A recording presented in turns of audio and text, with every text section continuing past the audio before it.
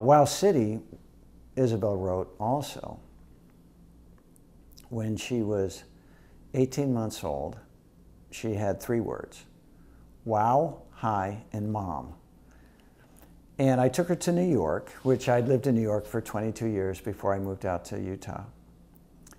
And being new parents, my wife and I wouldn't put her in a taxi because there are no car seats in taxis. It's dangerous, okay? So I put her in a backpack, a kid-carrying backpack. We use them, we hike our kids all over the place in the mountains. I put her in the backpack and I took her on the subway. And she'd go in the subway and she'd say, wow. And she saw the airplane when we were leaving to go to New York. She said, wow. And basically, so she wrote the book. And what I did was I took all of my favorite experiences in New York. There's a fire station on 18th Street, Engine Company 12, I believe.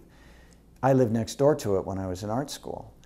And every few hours, you would hear all this noise, you know, it's wonk, wonk, wonk, and the fireman would run out in the middle of the street and he would stop traffic. The fire engine would come out with the sirens blaring, and this little red light would be turning around on the side of the firehouse, and there would be all this noise and confusion, and these guys would go roaring down the street, and they would either come back 4 hours later smelling of smoke, or they'd come back 15 minutes later all kind of disappointed, you know. And so that became the keystone spread of Wow City. And it was basically my own experience. And I did a drawing of that, and I showed it to the people at Hyperion, and they bought the book on the spot.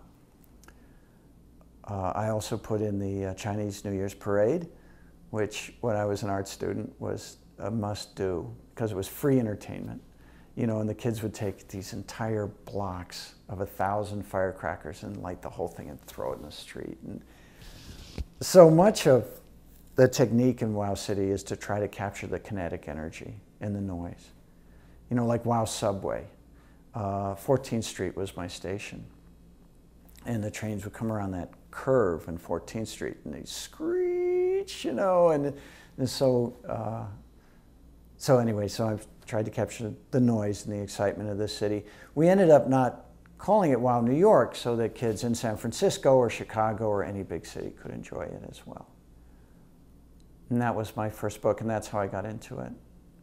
And then once I got into it, I got hooked on it. And every book that's come from them has been an exciting experience all its own.